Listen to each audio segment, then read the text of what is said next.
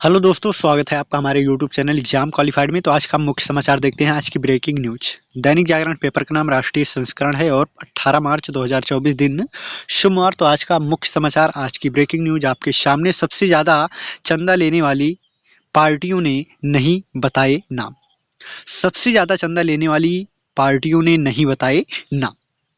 चुनाव आयोग ने चुनावी बांड का सारा ब्यौरा और पार्टियों का व्यवहार किया सार्वजनिक पत्र व्यवहार किया सार्वजनिक। तो इसे देखते हैं विस्तार से क्या है।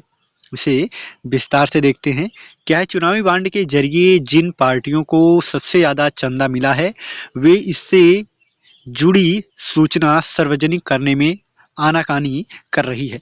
चुनाव आयोग ने रविवार को 17 मार्च 2024 को चुनावी बांड और इस बारे में सभी राजनीतिक दलों से जुड़े पत्र व्यवहार का ब्यौरा सार्वजनिक किया है।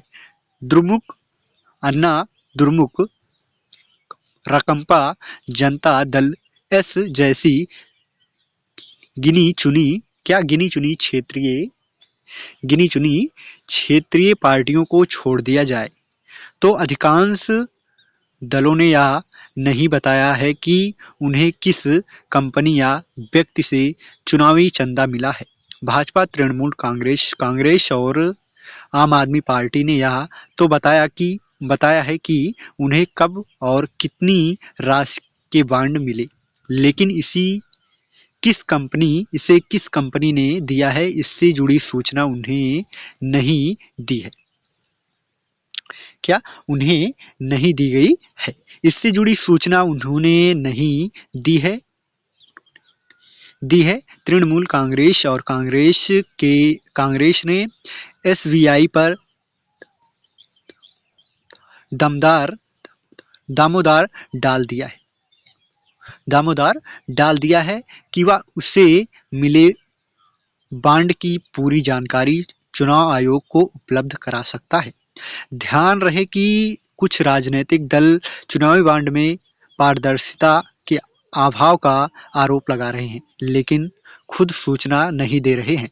भाजपा में तर्क दिया है कि उसे लोक प्रतिनिधि कानून 1951 और आयकर अधिनियम 1960 के तहत जो भी चुनावी चंदा मिला है उसे सार्वजनिक करने का अधिकार है। सुप्रीम कोर्ट ने आदेश पर चुनाव आयोग ने पूर्व में चुनावी बांड से जुड़ी सारी जानकारी बंद लिफाफे में शीर्ष अदालत को दे दी थी। ये बात लिफाफे सुप्रीम कोर्ट के आदेश पर राजनीतिक दलों ने आयोग को दिए थे। बाद में कोर्ट ने इसे चुनाव आयोग को लौटा दिया था। इसे 17 मार्च को वेबसाइट पर डाला गया है। या कयास लगाया जा रहा है कि इससे किस कंपनी ने किस पार्टी के पक्ष में चुनावी बांड खरीदा है यह पता चल जाएगा, लेकिन ऐसा नहीं हो सका। भारतीय स्टेट बैंक द्वारा प्रस्तुत शुरुआत जानकारी में 12 अप्रैल 2019 में चुनावी बांड योजना निरस्त किए जाने तक दलों को दिए गए चंदे का विवरण था, लेकिन एसबीआई ने रविवार को अपलोड की गई फाइल में 1 साल पहले अप्रैल 2018 से कितनी चुनावी बांड राजनीतिक दलों को जारी किए गए इसका ब्यौरा दिया है। क्षेत्रीय दलों द्वारा चंदा देने वाली कंपनियों का नाम सार्वजनिक किए जाने से यह भी पता चलता है कि जिस पार्टी की राज्य में सरकार है उसे स्थानीय कंपनियों की तरफ से ज्यादा चंदा दिया गया है। राकांपा को 2019 में उद्योगपति साइरस पूनावाला ने अलग अलग मौकों पर कुल 3.75 करोड़ रुपए का चंदा दिया। अन्ना द्रमुक को चेन्नई सुपर किंग सीएसके के तरफ से चंदा दिया गया। राइफोसिस समूह और बायकॉन जैसी बेंगलोर की बड़ी कंपनियों ने चंदा दिया है। चुनाव आयोग ने राजनीतिक दलों के साथ 12 अप्रैल 2019 को सुप्रीम कोर्ट के एक निर्देश के बाद हुई पत्र व्यवहार का ब्यौरा सार्वजनिक किया है। सुप्रीम कोर्ट ने सभी राजनीतिक दलों को तब चुनावी बांड से प्राप्त राशि और इसे किस खाते में जमा कराया गया है इसकी सूचना चुनाव आयोग को देने को कहा था। इसमें तृणमूल और कांग्रेस की तरफ से चुनाव आयोग को लिखे गए पत्र भी हैं। इन दोनों पार्टियों ने एसबीआई के साथ इस बारे में हुए पत्राचार का ब्यौरा दिया है। क्या पत्राचार का ब्यौरा दिया है? पत्राचार का ब्यौरा दिया है। अप्रैल 2019 से पहले चुनावी बांड के आंकड़े भी हुए जारी। अप्रैल 2018 से पहले अब तक किस पार्टी को कितना मिला चंदा?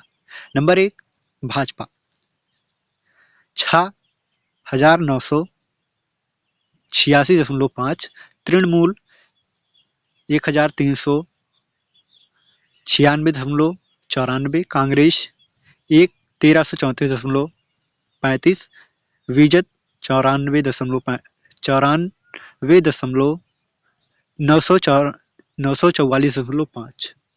अगला क्या है? द्रमुक 656.5, कांग्रेस दे, दे, दे, तेबा देदेपा 181.35। कितना? 181.35। अगला देखते हैं क्या है। तो आज का अगला मुख्य समाचार।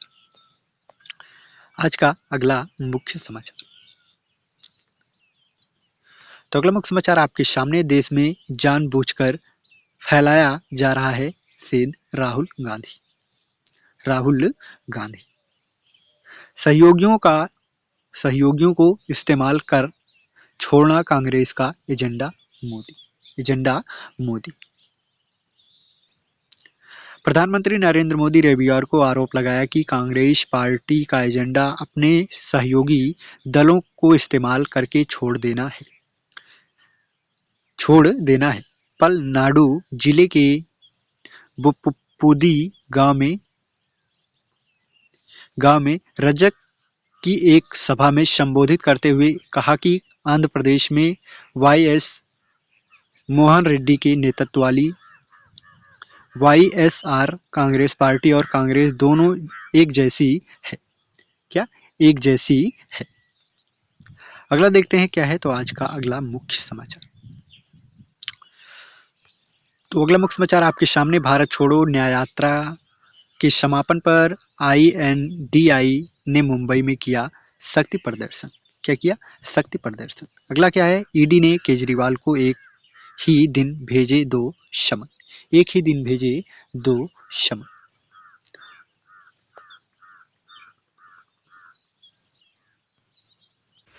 अगला मुख्य समाचार आपके सामने। 40 घंटे चला ऑपरेशन नौसेना ने पकड़े 35 सोमालियाई समुद्री लुटेरे। कितना? समुद्री लुटेरे।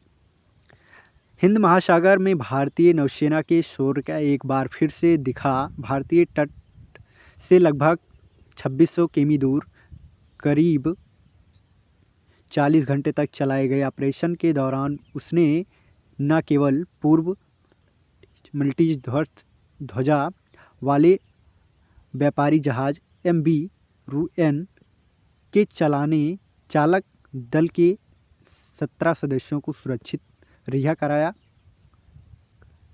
बल्कि 35 सोमालियाई समुद्री लुटेरों को भी पकड़ लिया। क्या? पकड़ लिया।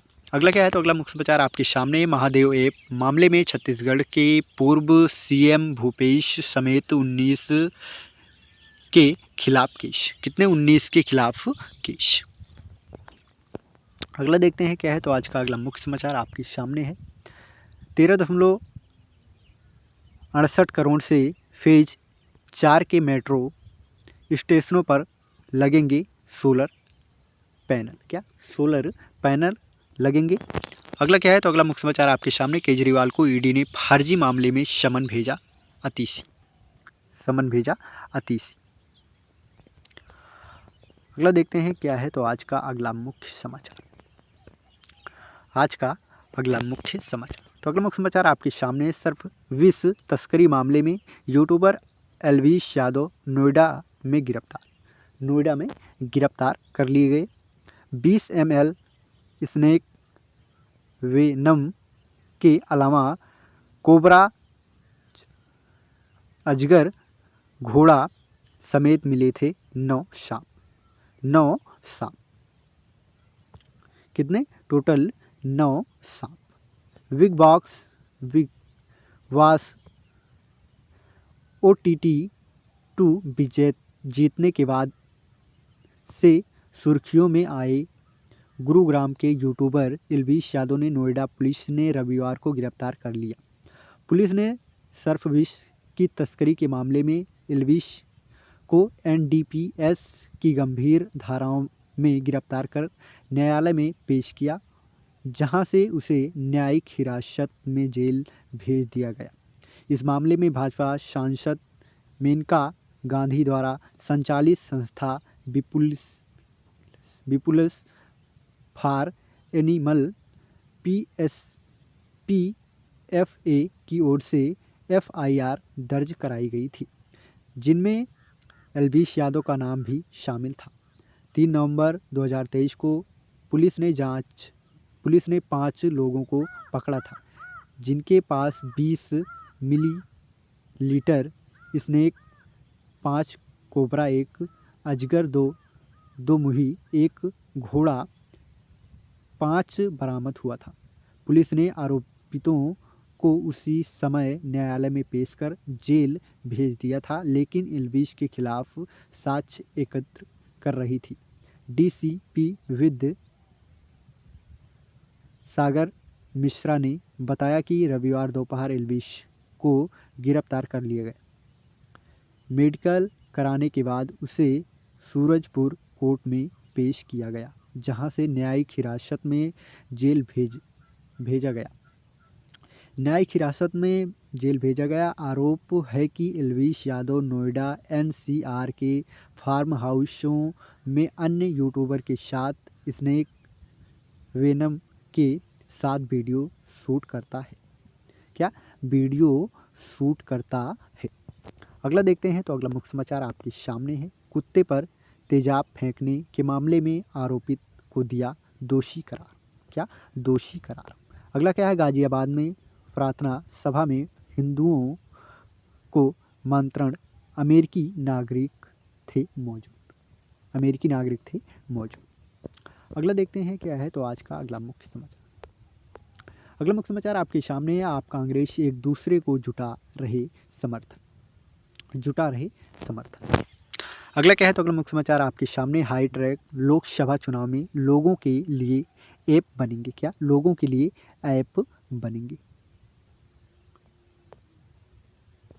अगला देखते हैं क्या है। तो आज का अगला मुख्य समाचार आपके सामने है। वीडियो अभी तक आप सभी लोग वीडियो को लाइक नहीं किए हैं तो प्लीज़ वीडियो को लाइक कर दें, और चैनल पर पहली बार आए तो चैनल को सब्सक्राइब करके बेल आइकन को प्रेस कर लीजिए, जिससे आने वाली हर एक वीडियो आप तक सबसे पहले पहुंचे। प्लीज़ सभी लोग चैनल को ज़रूर सब्सक्राइब करके और 2 से 3 लोगों के साथ प्लीज़ शेयर भी ज़रूर कर दें। कितने? 2 से 3 लोगों के साथ प्लीज़ शेयर ज़रूर कर दें, जिससे कि ज़्यादा से ज़्यादा लोग जुड़ सकें। तो देखते हैं आज का अगला मुख्य समाचार आपके सामने है। दिल्ली में लोकसभा चुनाव में मतदान बढ़ाना होगी चुनौती। क्या दिल्ली में लोकसभा चुनाव में मतदान बढ़ाना होगी चुनौती?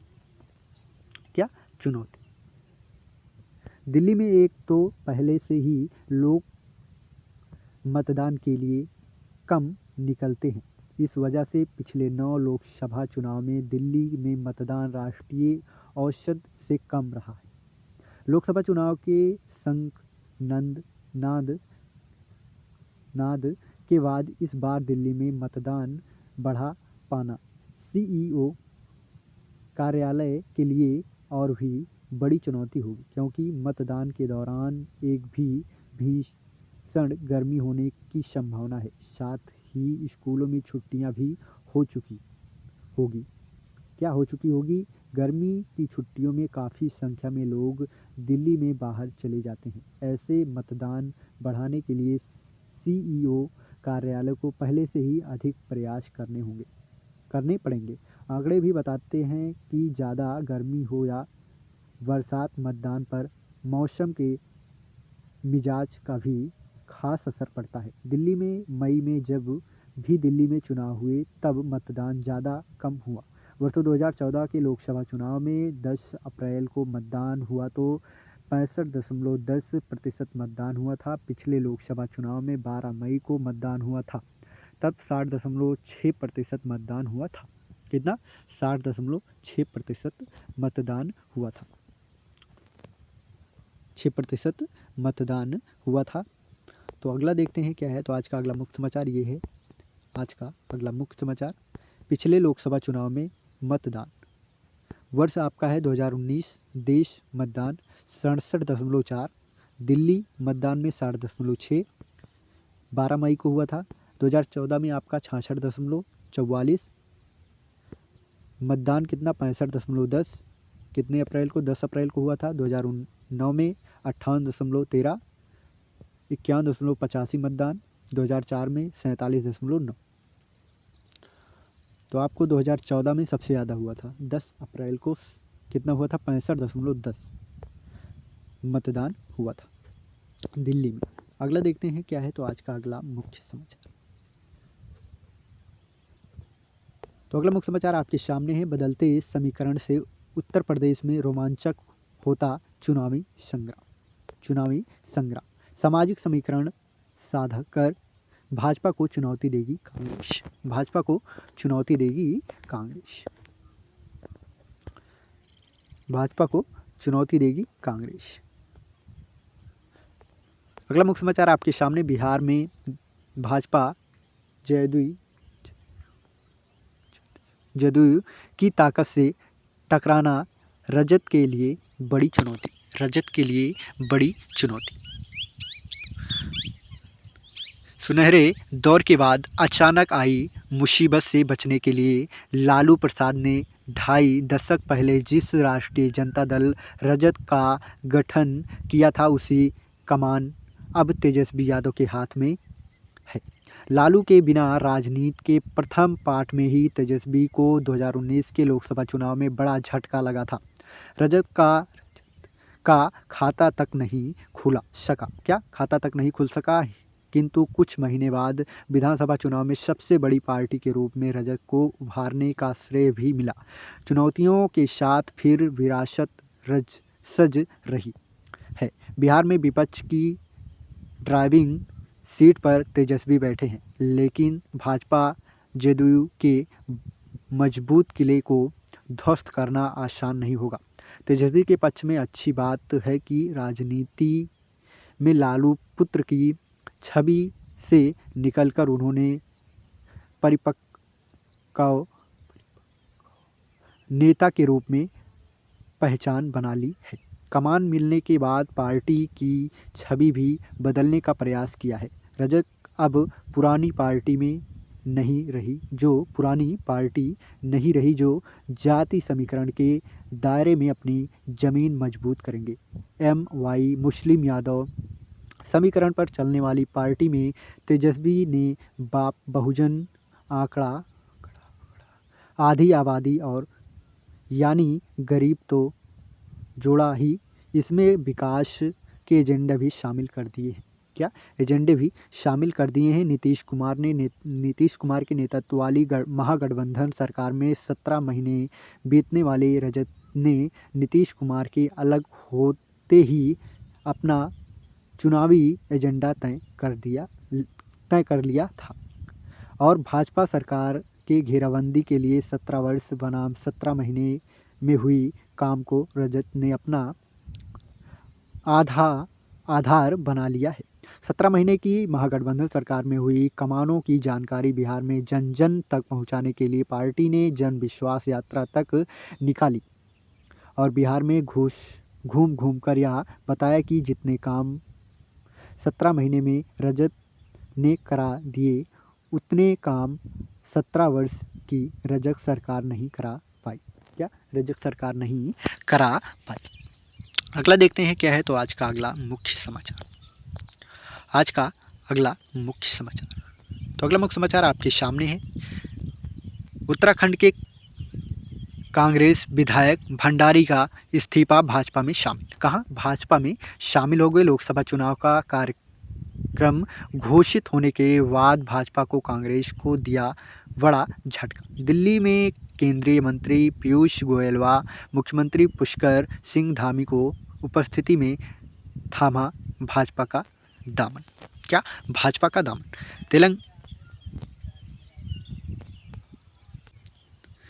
तेलंगाना में वीआरएस के सांसद और विधायक कांग्रेस में शामिल। अगला क्या है? तो अगला है मुख्य समाचार आपके सामने। लालू की बेटी रोहिणी छपरा से लड़ेंगी लोकसभा चुनाव। अपने बीमार पिता लालू प्रसाद को किडनी दान देकर रातों रात सुर्खियों में आई लालू प्रसाद की छोटी बेटी रोहिणी आचार्य छपरा लोकसभा चुनाव से क्षेत्र से अपनी किस्मत आजमाने की तैयारी में है, जबकि उनकी बड़ी बेटी डॉक्टर मीसा भारती पाटलिपुत्र संसदीय क्षेत्र में चुनाव मैदान में उतरेगी। पाटलिपुत्र सीट से मीसा तीसरी बार चुनाव लड़ेंगी। वह 2 बार यहां से हार चुकी है। राष्ट्रीय जनता दल रजत और इसके अन्य सहयोगी दलों के बीच सीटों को लेकर बातचीत के कई दौर हो चुके हैं, लेकिन महागठबंधन अब तक किसी नतीजे पर नहीं पहुंचा है। सोमवार को महागठबंधन सीट विभाजन को लेकर एक बार फिर से दिल्ली में बैठक संभावित है। इस बैठक में रजत की ओर से राज्यसभा सदस्य मनोज झा और संजय यादव भाग लेंगे। बैठक के पूर्व यह खबर जोरों पर है कि लालू ने 2 लोकसभा सीटों पर अपने उम्मीदवार के नाम तय कर दिए हैं। अगला देखते हैं क्या है। तो आज का अगला मुख्य समाचार। उससे पहले चैनल पर पहली बार आए तो प्लीज़ चैनल को सब्सक्राइब कर लें और वीडियो को लाइक नहीं किए तो वीडियो को लाइक करके 2 से 3 लोगों के साथ शेयर जरूर कर दीजिए। अगला मुख्य समाचार आपके सामने। भाजपा में संविधान बदलने की हिम्मत नहीं। राहुल। भारत जोड़ो न्याय यात्रा के बाद तेजपाल हाल में किया सभा को संबोधित। देश की स्थिति में बदलाव लाना आवश्यक। शरद पवार। अगला देखते हैं। तो अगला क्या है। तो आज का अगला मुख्य समाचार आपके सामने है। मध्य प्रदेश में 10 लोकसभा सीटों पर होगा कांग्रेस भाजपा में कड़ा संघर्ष। क्या? कड़ा संघर्ष। एक दूसरे के वार रूम में बैठेंगे भाजपा नेता और कांग्रेसी। कौन? कांग्रेसी।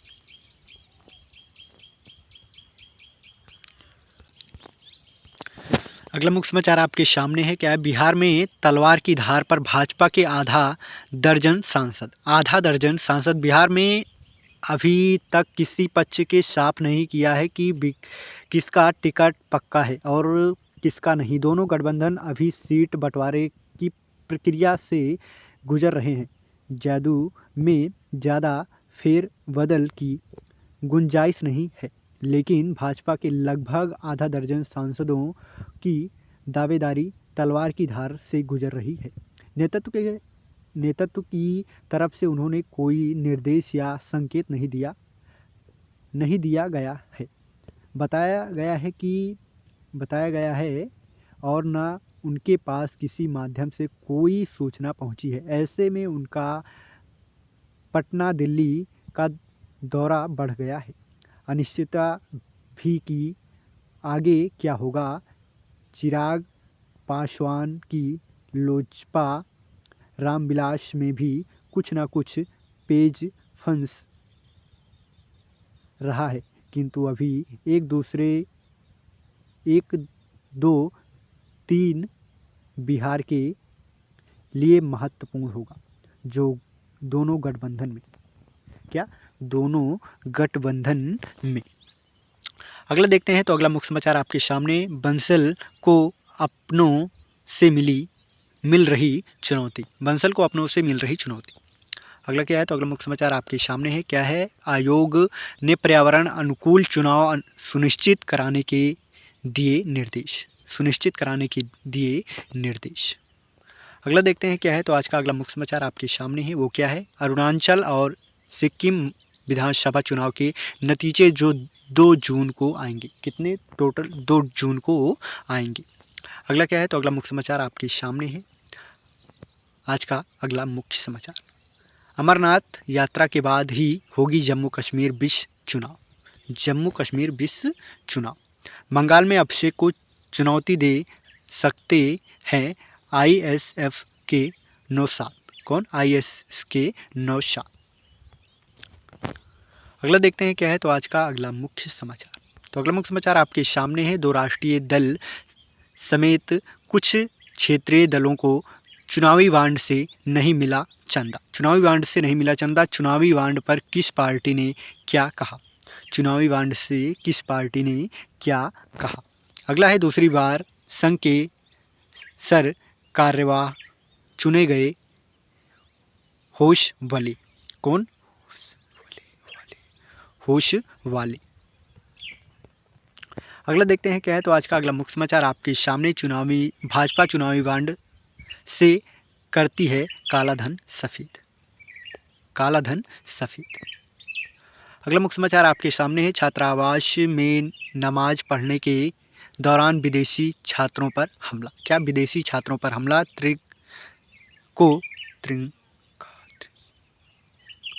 त्रिंका को झूठा साबित करने को नागरिकता के लिए आवेदन करेंगे केंद्रीय मंत्री। कौन करेंगे? केंद्रीय मंत्री। अगला देखते हैं क्या है। तो आज का अगला मुख्य समाचार आपके सामने,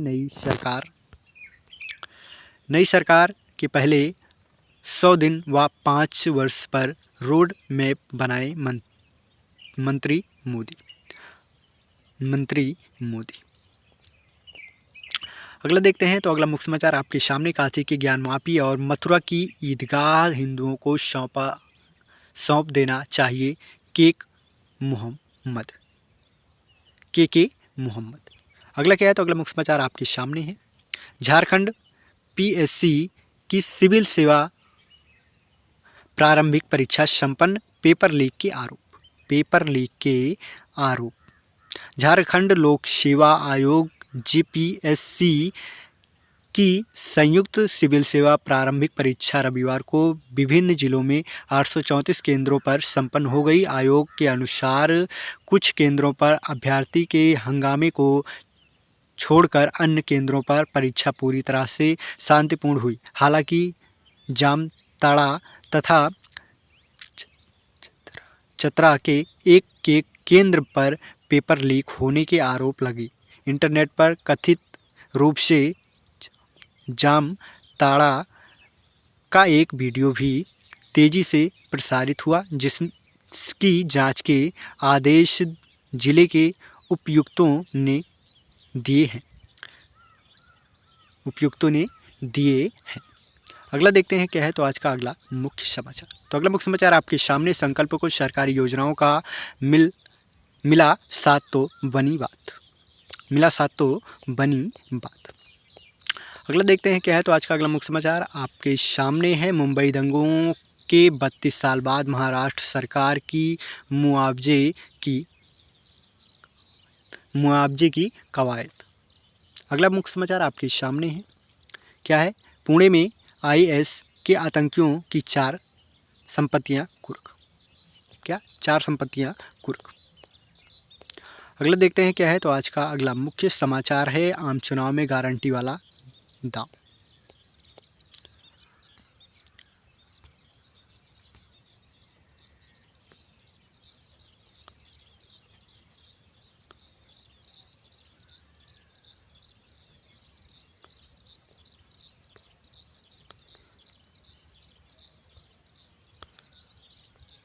अगला मुख्य समाचार आपके सामने, बिहार पुलिस अधिकारी बनकर करोड़ों रुपए की ठगी करने वाले गिरोह का पर्दाफाश।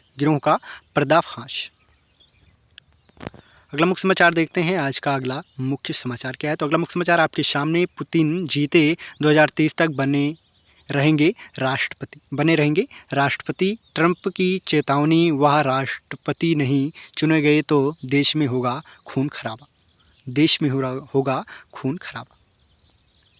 राष्ट्रपति चुनाव कमजोर मुकाबले के चलते पांचवी बार जीत हुई आसान। क्या जीत हुई आसान।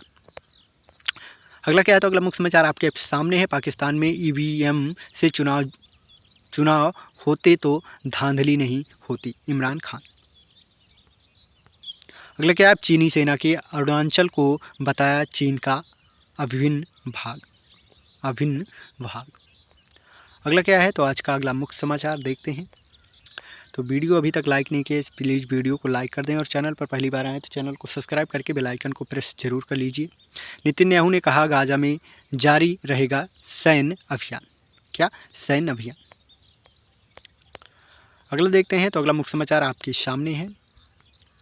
लड़कियों ने खत्म किया आरसीबी का इंतजार। बस आज के लिए इतना ही। वीडियो पसंद आया हो तो वीडियो को लाइक कर दें और चैनल पर पहली बार आए हैं तो चैनल को सब्सक्राइब करके बेल आइकन को प्रेस कर लीजिए, जिससे आने वाली हर एक वीडियो आप तक सबसे पहले पहुंचे। जय हिंद, जय भारत, वंदे मातरम। अगले वीडियो के साथ फिर मिलते हैं।